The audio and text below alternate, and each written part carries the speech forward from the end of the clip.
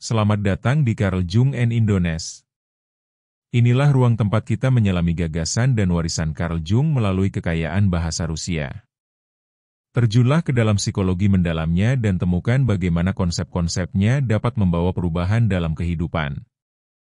Refleksi yang dikaitkan dengan Carl Jung ini menawarkan pandangan yang mendalam tentang perkembangan psikologis manusia. Menurut visinya, tahap kehidupan dari masa kanak-kanak hingga kedewasaan awal sangat dipengaruhi oleh faktor eksternal, seperti harapan sosial, struktur keluarga, pendidikan formal, dan pencarian pengakuan profesional. Namun, seiring bertambahnya usia, perhatian mulai beralih ke dunia batiniah, memulai perjalanan sejati menuju penemuan diri. Dalam proses ini, kesadaran baru perlahan-lahan mulai tumbuh.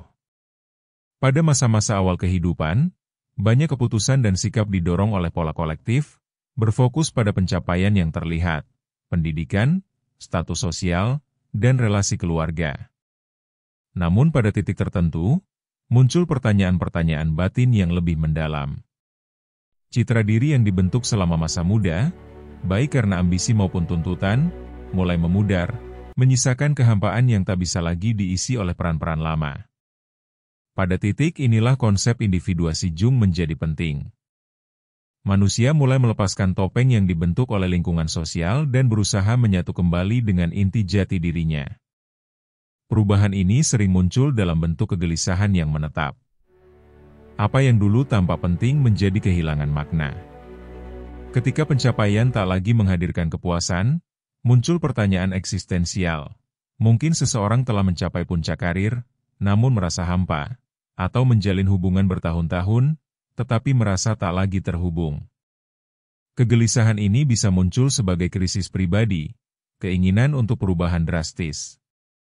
Orang mulai membuat keputusan yang mengubah jalannya hidup, merombak rutinitas, meninggalkan hubungan lama, mencari lingkungan baru, atau menemukan kembali hobi yang terlupakan.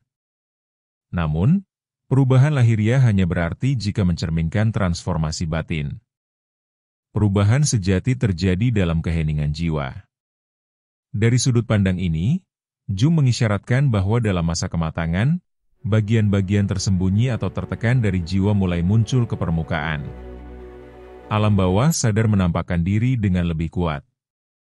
Ketika seseorang meninjau kembali nilai-nilai yang telah lama dihayati, ia mendekati pemahaman yang lebih jujur tentang siapa dirinya dan apa yang sebenarnya diinginkannya. Proses ini, meskipun membebaskan, seringkali membingungkan. Saat keyakinan lama runtuh, muncul ruang penuh ketidakpastian. Melepaskan struktur yang telah tertanam selama bertahun-tahun memang menakutkan, tetapi di balik ketakutan itu tersembunyi potensi transformatif. Jung percaya bahwa pemenuhan diri di paruh kedua kehidupan tidak terletak pada pencapaian lahiriah, melainkan pada pemeliharaan keseimbangan batin. Masa ini menjadi periode penemuan kembali jiwa dan mendekat pada suara hati yang selama ini terbungkam. Ini adalah saat untuk memberi makna baru pada pengalaman. Minat terhadap hal spiritual, filsafat, atau seni bisa menjadi lebih kuat. Hidup tidak lagi berputar pada pekerjaan atau keuntungan materi, tetapi menuju pencarian makna yang lebih mendalam, penyatuan batin, dan hubungan yang lebih autentik. Banyak orang dalam fase ini kembali pada hal-hal yang dulu memberi mereka kebahagiaan, namun lama dilupakan, menulis, menggambar, berjalan di alam. Hasrat yang selama ini tertidur dalam alam bawah sadar akhirnya menemukan saat untuk muncul. Kebangkitan ini bukanlah akhir, melainkan sebuah transisi. Terbukalah ruang untuk membangun kembali identitas baru, meninggalkan bayang-bayang masa lalu. Tercipta jarak antara diri yang dulu dan diri yang ingin dijalani. Kesenjangan inilah yang mendorong seseorang untuk menjelajahi kehidupan yang lebih sejati. Hidup tak lagi ditentukan oleh pencapaian di luar, tetapi oleh kedalaman hubungan dengan diri sendiri. Apa yang biasa disebut sebagai krisis, sebenarnya adalah ambang perubahan yang subur. Kematangan adalah kesempatan untuk membangkitkan potensi yang selama ini terpendam. Dalam tahap ini, menurut Jung, manusia untuk pertama kalinya berani hidup dengan keaslian sejatinya. Setelah melewati titik ini, dimulailah fase perenungan baru. Kebangkitan yang dialami di masa sebelumnya menyingkap konflik batin yang mengajak untuk meninjau kembali arah hidup. Namun, kesadaran saja tidak cukup, dibutuhkan evaluasi mendalam, peninjauan menyeluruh. Ini adalah ambang keputusan, saat masa lalu dilihat dengan jernih dan jalur baru dirancang untuk masa depan. Seseorang bertanya kepada dirinya sendiri tentang siapa dirinya yang sebenarnya, dan bagaimana ia ingin menjalani sisa hidupnya. Aspirasi lama diuji ulang, cita-cita yang dulu membara kini dipertanyakan, dan dari gerak batin itu mulai terlihat cara baru untuk hadir di dunia. Dalam tahap kehidupan ini, seseorang mulai meragukan nilai sejati dari aktivitas-aktivitas yang dulu begitu menggebu dijalani di masa muda. Muncullah refleksi yang lebih dalam tentang pekerjaan, relasi, lingkungan sosial, dan jalan hidup yang telah dilalui. Bagi sebagian orang, saat ini menjadi evaluasi diam-diam atas keputusan masa lalu.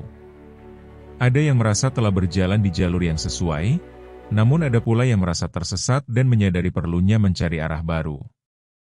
Mungkin seseorang telah bertahan bertahun-tahun dalam pekerjaan yang sama, dan baru sekarang menyadari bahwa profesi itu tidak lagi memberinya kepuasan. Barangkali ia merasakan kekosongan dalam kehidupan pernikahannya, atau emosi yang telah lama ditekan mulai muncul ke permukaan. Tahap ini mendorong pengambilan keputusan yang lebih sadar, tidak lagi digerakkan oleh kebiasaan atau tekanan lingkungan. Muncul pertanyaan jujur seperti, apa yang sebenarnya aku inginkan? Dan jawabannya mulai muncul dengan lebih jernih. Individu yang dulunya berusaha menyenangkan orang lain atau menyesuaikan diri dengan tuntutan sosial, kini mulai mendengarkan intuisi dan suara batinnya. Dalam psikologi Jung, fase ini merupakan momen penting dalam proses individuasi, di mana manusia berupaya kembali pada jati dirinya yang sejati, menanggalkan topeng, peran sosial, dan ilusi publik. Menghadapi sisi-sisi jiwa yang terabaikan, seperti keinginan yang diabaikan, ketakutan mendalam, dan kenangan terlupakan, menjadi bagian yang tak terelakkan dari perjalanan ini. Tujuan hidup tak lagi sebatas pencapaian atau gengsi. Muncul keinginan untuk menjalani kehidupan yang lebih bermakna. Masa ini sering disertai perubahan emosi yang kuat. Sembari menghadapi kesalahan masa lalu, harapan-harapan baru mulai terbentuk. Terkadang muncul pikiran yang dipenuhi nostalgia. Seandainya dulu aku memilih jalan karir yang berbeda, atau aku tak pernah mengizinkan diriku beristirahat, dan kini aku menyesal. Renungan-renungan ini menjadi semakin sering muncul. Kesadaran akan proses menua juga menjadi semakin nyata. Tubuh dan pikiran yang dahulu sigap, kini mulai menunjukkan tanda-tanda perubahan. Namun, hal ini bukanlah kemunduran, melainkan jalan masuk menuju bentuk kebijaksanaan yang berbeda. Apa yang dulu penting karena tampilannya atau fungsinya, kini kehilangan maknanya dibandingkan dengan pengalaman hidup dan kedalaman emosional yang telah terbentuk. Relasi menjadi lebih selektif, tidak banyak, tapi lebih berarti. Ketergantungan pada materi berkurang, dan muncul bentuk kebahagiaan yang baru, lebih tenang dan otentik. Beberapa orang bahkan berani mengubah arah hidupnya secara menyeluruh, bukan karena dorongan impulsif, melainkan demi keselarasan batin. Keyakinan dan kebiasaan lama mulai memberi ruang bagi cara hidup yang lebih sadar dan penuh kesadaran. Alih-alih hanya melihat keluar, seseorang mulai berdialog dengan kebutuhan batinnya. Oleh karena itu, sering dikatakan bahwa kehidupan yang sejati baru benar-benar dimulai ketika seseorang mencapai kedewasaan, saat ia berhenti sekadar bertahan hidup dan mulai benar-benar hidup dengan penuh kehadiran. Saat mencapai titik balik ini, kira-kira di tengah perjalanan hidup, banyak hal mulai menemukan tempatnya. Ketegangan yang dahulu menguasai perlahan mereda, dan muncul pemahaman yang lebih dalam terhadap diri sendiri. Keseimbangan batin ini bukan sesuatu yang terjadi secara kebetulan. Ia perlu dibangun dengan niat dan kesadaran. Nilai-nilai berubah. Apa yang dulu dianggap sebagai tujuan hidup, seperti gengsi, pengakuan, atau akumulasi kekayaan, digantikan oleh prioritas lain, ketenangan, kedalaman batin, dan hubungan dengan hal-hal yang esensial. Hal-hal yang dahulu diburu sebagai pencapaian luar, kini ditinjau ulang, Apakah ini benar-benar membawa ketenangan dalam diriku? Momen ini menjadi kesempatan untuk menata ulang keseimbangan antara tuntutan luar dan nilai-nilai pribadi. Perjalanan melalui tahap ini adalah pencarian harmoni antara yang tampak dan yang tak terlihat. Setelah menghabiskan dekade untuk tanggung jawab, membesarkan anak, atau bekerja, kini muncul pertanyaan yang sederhana namun mendalam. Apakah ini sungguh membahagiakan bagiku? Hal-hal yang dulu dianggap sebagai kesuksesan kini dilihat dengan perspektif baru. Yang dihargai adalah kedamaian, ruang untuk diri sendiri, dan peluang untuk hidup tanpa topeng dan beban. Bagi banyak orang, fase ini menjadi waktu untuk meringankan beban. Mereka berusaha mengurangi kebisingan, baik dari luar maupun dalam. Mereka menjauh dari hal-hal yang melelahkan dan mulai bertindak dengan kejernihan. Diam, refleksi, dan pilihan sadar mulai mengambil tempat utama. Hubungan dangkal, konsumsi yang berlebihan, dan kekhawatiran yang tak berdasar mulai ditinggalkan. Mereka menyambut cara hidup yang lebih sederhana dan penuh makna. Proses ini juga melibatkan rekonsiliasi antara tubuh dan jiwa, memahami bahwa kesejahteraan tidak hanya bersifat fisik atau mental, tetapi merupakan perpaduan intim keduanya. Masa muda yang suram seringkali ditandai dengan pengabaian terhadap tubuh sendiri. Namun seiring bertambahnya usia, suara tubuh menjadi semakin jelas terdengar. Mereka yang dulu menghitung banyaknya hubungan sosial, kini mulai memberi nilai pada kualitasnya. Makin teranglah hubungan mana yang memberi dukungan batin, dengan siapa jiwa bisa terhubung, dan siapa yang hanya tinggal sebagai kenangan. Hasrat untuk membangun relasi yang tulus dan mendalam tumbuh, sementara interaksi yang dangkal kehilangan maknanya. Dalam pernikahan atau hubungan jangka panjang, masa ini bisa menjadi periode evaluasi batin. Ketika anak-anak tumbuh dewasa dan meninggalkan rumah, terciptalah ruang untuk refleksi pribadi. Beberapa pasangan menjadi lebih dekat, menemukan sisi baru satu sama lain. Yang lain justru menyadari bahwa jalan hidup mereka telah berbeda. Jika dahulu penting untuk memenuhi harapan dan mendapat pengakuan sosial, kini kebebasan batin menjadi hal utama. Seseorang mulai membuat pilihan berdasarkan keyakinan pribadi dan nilai-nilai terdalamnya, bukan lagi mengikuti standar luar. Inilah masa keseimbangan, saat masa lalu dipandang dari sudut yang berbeda, dan masa depan tidak lagi disambut dengan kecemasan yang sama. Hidup menjadi lebih stabil, bukan dalam arti luar, melainkan dalam dimensi batiniah. Prestasi material kehilangan pesonanya, digantikan oleh ketenangan, kejernihan, dan makna dalam keseharian. Muncul perasaan bahwa hal yang paling penting kini berada di dalam, bukan di luar. Banyak pertentangan batin perlahan mereda, digantikan oleh pemahaman akan diri sendiri dan arah hidup yang dijalani. Kesadaran menjadi penuntun dalam setiap keputusan sehari-hari. Dalam konteks ini, kedewasaan bukanlah akhir, melainkan permulaan kehidupan yang lebih autentik, seperti yang pernah dikemukakan oleh Jung. Saat seseorang memasuki fase berikutnya, kedalaman batin dan kemampuan untuk melihat inti dari segala hal menjadi semakin terang. Ujian dan transformasi yang telah dimulai sejak usia 40 kini mencapai titik kepenuhannya. Kemampuan untuk menemukan makna dalam pengalaman hidup pun muncul. Masa lalu tidak lagi sekadar kenangan, ia menjadi sumber kebijaksanaan. Kini disadari bahwa waktu bukanlah sesuatu yang tak terbatas, dan kesadaran ini tidak menakutkan, justru memberinya nilai. Kekhawatiran kecil dan hiruk-pikuk kehidupan sehari-hari kehilangan maknanya. Sebagai gantinya, muncul kerinduan akan keheningan dan kedalaman, akan kesederhanaan yang syarat makna. Kesadaran akan sifat fana dari segala sesuatu memperkuat dorongan untuk hidup di saat ini. Muncul kebutuhan untuk melepaskan yang berlebihan, baik dalam pikiran maupun dalam kehidupan sehari-hari. Banyak hal yang dulu dianggap penting kini tampak tidak lagi esensial. Kejaran ambisi digantikan oleh ketenangan, bukan dalam arti menjauh, melainkan dalam bentuk kepekaan yang lebih dalam terhadap momen yang sedang dijalani. Transisi menuju kebijaksanaan yang matang mengubah bukan hanya hubungan dengan diri sendiri, tapi juga dengan dunia luar. Pencarian kesuksesan berganti menjadi pencarian keseimbangan batin. Alih-alih terus bergerak, kini ada kemampuan untuk berhenti, merasakan, dan hadir sepenuhnya. Seseorang menyadari keterhubungannya dengan alam, dengan irama kehidupan, dengan sesuatu yang lebih besar daripada kisah pribadinya.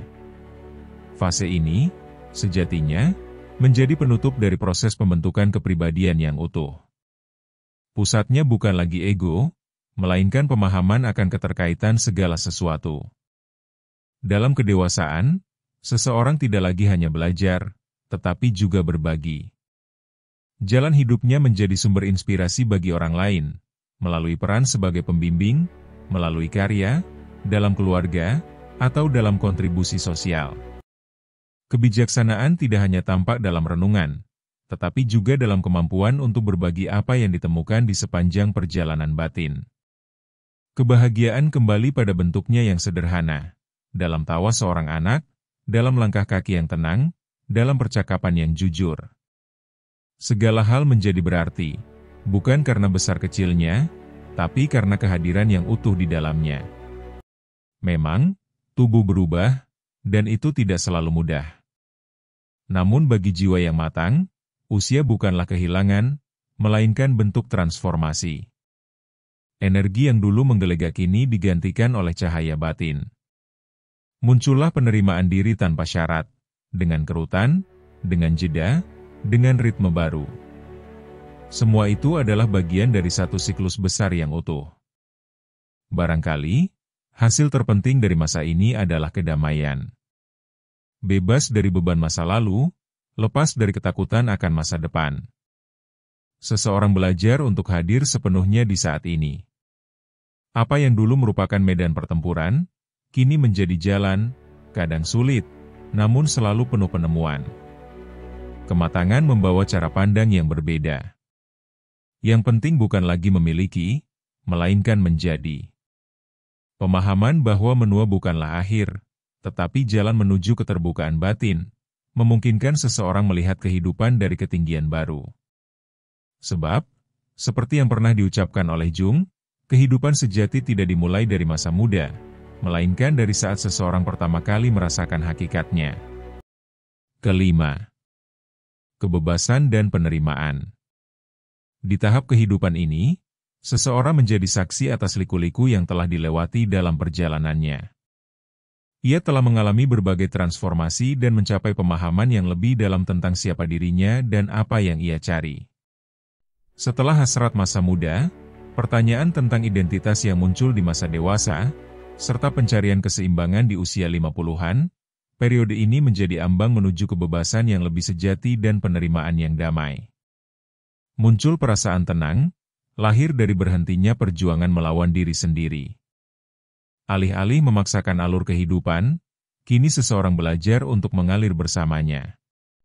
Kebebasan tidak lagi dipandang sebagai konsep eksternal, melainkan pengalaman batin yang bersifat emosional dan spiritual. Ciri khas dari fase ini adalah kesadaran bahwa hidup bukanlah benda yang harus dibentuk, atau jalur yang harus dikendalikan, melainkan arus yang cukup untuk dibiarkan mengalir. Jika dahulu hidup coba diarahkan sesuai keinginan pribadi, kini disadari bahwa itu tidak selalu mungkin, bahkan tidak perlu. Hidup dijalani dengan lebih alami, tanpa desakan untuk menetapkan arah tetap. Pemahaman ini membawa kedamaian yang sebelumnya tak dikenal. Pendapat orang lain, tuntutan sosial, atau ambisi profesional menjadi kurang relevan. Keputusan tak lagi didorong oleh kebutuhan untuk membuktikan sesuatu, melainkan muncul dari kedalaman rasa dan apa yang benar-benar penting. Kebebasan tak lagi bergantung pada peristiwa luar. Penemuan paling berharga adalah pengakuan atas kemandirian yang tumbuh dari dalam. Pikiran, yang dahulu terperangkap dalam kesalahan dan penyesalan masa lalu, kini belajar menerima segala pengalaman apa adanya. Dipahami bahwa semua kejadian telah membentuk siapa dirinya hari ini. Tidak ada lagi dorongan untuk mengubah masa lalu atau merancang masa depan secara obsesif, melainkan muncul kerinduan untuk menemukan kepenuhan dalam apa yang sudah ada. Pikiran pun terbebas dari beban atas apa yang tidak terjadi dan dari kegelisahan akan apa yang belum datang. Gagasan tentang penerimaan memperoleh makna yang sangat penting. Ini bukanlah bentuk kepasrahan atau sikap pasif, melainkan kesiapan untuk menyambut perubahan hidup dengan kedewasaan, tanpa perlawanan. Hal-hal seperti penuaan fisik, berkurangnya energi, atau hilangnya kemampuan tertentu tidak lagi dianggap sebagai kekurangan. Kegelisahan untuk mengejar tujuan, yang begitu kuat di masa muda, kini memberi ruang pada ketenangan yang muncul dari kedamaian batin. Tubuh yang berubah bukan tanda kegagalan, melainkan bagian alami dari perjalanan eksistensi. Yang kini lebih utama adalah menjaga vitalitas dari dalam. Keberhasilan dan kegagalan, kemenangan dan keterpurukan, masa muda dan usia tua tidak lagi dirasakan sebagai pertentangan, melainkan sebagai bagian dari suatu kesatuan yang saling terkait. Pada tahap ini, seseorang menjadi sumber kebijaksanaan. Ia telah melewati rintangan, membuat kesalahan, jatuh dan bangkit berkali-kali. Semua pengalaman itu telah membentuk keteguhan yang kini dimilikinya. Bukan soal mengajarkan pelajaran, melainkan mewujudkan apa yang telah dipelajari. Keteladanan menjadi lebih bermakna daripada nasihat apapun. Kebijaksanaan sejati tak selalu dinyatakan lewat kata-kata, tetapi melalui cara menjalani hidup, sikap, dan pandangan terhadap dunia. Inilah masa kebebasan batin yang mendalam dan penerimaan yang tenang. Saat ketika kehidupan dipeluk apa adanya, tanpa keinginan untuk mengubahnya. Terasa kedekatan yang lebih mendalam dengan segala sesuatu. Kehidupan tidak lagi dijalani secara otomatis, tetapi dengan kesadaran yang lebih tajam, dengan perasaan bahwa tidak ada yang kurang. Keenam, kekayaan batin. Pada titik ini, sebagian besar perjalanan hidup telah dilewati. Namun, ini bukanlah sebuah akhir, melainkan pembukaan menuju dimensi baru. Setelah masa muda yang bergelora, kebingungan masa dewasa, dan keseimbangan yang perlahan dicapai, muncullah bentuk kepenuhan yang berbeda, kekayaan jiwa dan hati. Hidup tidak lagi dipandang sebagai sesuatu yang asing atau terpisah. Kita bukan lagi sekadar penumpang, melainkan bagian utuh dari perjalanan itu sendiri. Dalam proses ini, tumbuhlah belas kasih yang dalam, baik terhadap diri sendiri maupun terhadap kehidupan secara keseluruhan. Rasa bersalah melemah, kemarahan mencair, dan rintangan tidak lagi dilihat sebagai musuh. Apa yang telah dialami tidak menimbulkan penyesalan, melainkan pemahaman. Masa lalu berubah menjadi sumber kejernihan, bukan beban penyesalan.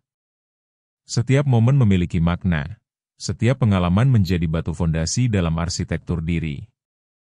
Kesadaran ini menumbuhkan kekayaan batin, di mana perhatian tak lagi tertuju pada kekurangan, melainkan pada kedamaian yang hadir dalam keberadaan. Secara emosional, ini adalah masa kedewasaan yang mendalam dan keluasan jiwa. Hal-hal yang dahulu menimbulkan luka atau reaksi kuat kini dipandang dengan lebih seimbang. Yang fana tak lagi diberi bobot berlebihan. Emosi dirasakan dengan jernih, namun tidak meluap. Toleransi tumbuh, begitu pula kemampuan untuk melihat kehidupan dari sudut pandang yang lebih luas. Nilai dari hal-hal sederhana, dari keseharian, dari momen sekejap, semakin dihargai. Inilah waktu di mana hidup tak perlu dibenarkan, karena telah menjadi bagian dari diri, sunyi, dan utuh. Seiring waktu, perdebatan kehilangan maknanya, dan hubungan menjadi lebih damai dan penuh empati. Seseorang belajar menghargai keberadaan orang-orang di sekitarnya, menikmati percakapan yang tulus, dan mengenang momen bersama. Saat mengamati siklus alam, ia menyadari bahwa dirinya bagian dari jalinan yang lebih besar. Matahari yang terbit dan tenggelam, musim yang silih berganti, aliran sungai, bisikan angin. Semua itu mencerminkan harmoni lembut yang menyentuh inti keberadaan. Dari pemahaman ini, tumbuhlah hubungan yang lebih dalam dengan apa yang tak terlihat. Kehidupan tidak lagi dipahami semata-mata sebagai rangkaian waktu, melainkan sebagai keadaan terus-menerus dalam arus keberadaan yang besar. Pada titik tertentu, pencarian makna tidak lagi berasal dari kehampaan atau keresahan. Ia berubah menjadi perjalanan ke dalam, bukan pelarian dari sesuatu. Dahulu, keinginan untuk memahami hidup sering muncul dari rasa kekurangan. Kini, ia menjadi gerakan yang memperkaya dari dalam.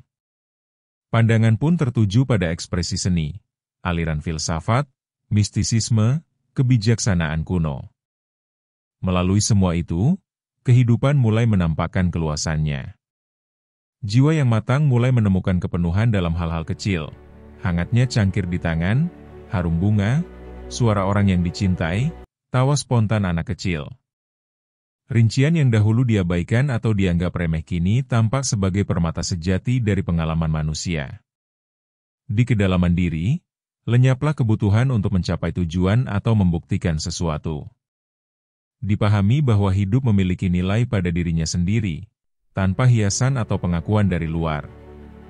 Dari ketenangan ini, muncul kebijaksanaan tanpa batas, disertai penerimaan yang mendalam. Kefanaan tidak lagi menyedihkan, melainkan menjadi pengingat betapa berharganya setiap detik kehidupan. Perhatian mulai beralih dari pencapaian dan segala yang ditinggalkan, menuju pengalaman saat ini dan keindahan yang tersembunyi dalam hal-hal sehari-hari. Ini adalah masa kelimpahan batin, di mana belas kasih, cinta yang sadar, dan pemahaman yang lebih lapang terhadap diri sendiri dan kehidupan tumbuh dengan alami. Pada tahap ini, keinginan untuk mengubah hidup mulai mereda. Sebagai gantinya, seseorang belajar merangkul kehidupan apa adanya, menemukan maknanya tanpa menghakimi. Seperti yang pernah dikatakan Jung, ada saat ketika hidup menjadi sungguh-sungguh, yaitu ketika seseorang mulai melihat kehidupan dalam dimensi yang paling nyata. Semakin jauh perjalanan berlangsung, semakin dalam pula integrasi batin terjadi. Tidak ada lagi dorongan untuk mendominasi atau mengejar tujuan lahiriah. Hal-hal material dan permukaan kehilangan peran utamanya, memberi tempat bagi perjalanan ke dalam diri yang lebih otentik. Masa lalu tak lagi membebani. Keputusan dan kesalahan, yang dulu dianggap sebagai kegagalan, kini dilihat sebagai langkah yang membentuk jati diri masa kini. Setiap pengalaman, setiap momen suka maupun duka, menjadi guru yang diam. Seseorang mulai melihat keteraturan tersembunyi dalam kisah hidupnya sendiri. Penemuan ini membawa kedamaian yang menetap. Tidak ada lagi rasa kehilangan.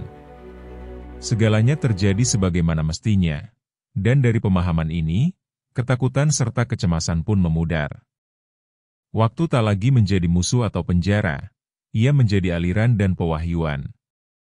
Hasrat untuk mengubah masa lalu atau mendahului masa depan perlahan lenyap, menyisakan kebenaran polos dari saat ini. Lalu muncullah bentuk warisan yang lebih halus. Bukan berupa kata-kata atau harta benda, melainkan kehadiran, tatapan yang menyampaikan, sikap yang membimbing, cara berada di dunia yang memberi inspirasi. Seseorang berdiam dalam keadaan emosi yang penuh ketenangan. Luka lama tak lagi menyakitkan, konflik batin pun telah reda. Bukan soal memaafkan, melainkan menyadari bahwa tak ada yang perlu diubah. Pengalaman masa lalu diterima sebagai bagian dari narasi yang kini tak lagi menekan. Masa depan, yang dahulu penuh harapan berat, kini mengalir seperti arus bebas. Bahkan kesendirian pun mendapat makna baru. Apa yang dulu tampak sebagai kekurangan, kini menjadi ruang yang syarat makna. Jiwa merasa utuh dalam keheningannya sendiri. Diam tak lagi menakutkan, ia menjadi tempat di mana transformasi terdalam terjadi. Dan saat senja mendekat, renungan tentang kematian pun menjadi lebih dalam. Namun renungan itu tak lagi menghadirkan kecemasan, melainkan kejernihan. Kematian tidak lagi dilihat sebagai akhir, melainkan sebagai peralihan. Seperti alam yang tak pernah berhenti, tetapi terus berubah, keberadaan pun tak lenyap. Ia menjelma dalam aliran abadi. Pandangan ini membebaskan. Ketakutan menguap, dan ketenangan yang bersinar pun mengisi ruang batin. Jiwa yang telah matang tak lagi ingin mengendalikan atau mengubah, hanya mengamati dan bersyukur. Hidup dilihat secara menyeluruh, dan dalam keutuhan itu, muncullah kebebasan sejati, keyakinan bahwa tak ada yang kurang, bahwa segalanya adalah sebagaimana mestinya. Mungkin karena itulah, seperti yang dikatakan Jung, kehidupan yang sejati tidak dimulai di masa muda, tetapi saat manusia akhirnya selaras dengan hakikat keberadaannya. Namun ini hanyalah permulaan. Perjalanan menuju pemahaman yang lebih dalam terus berlanjut.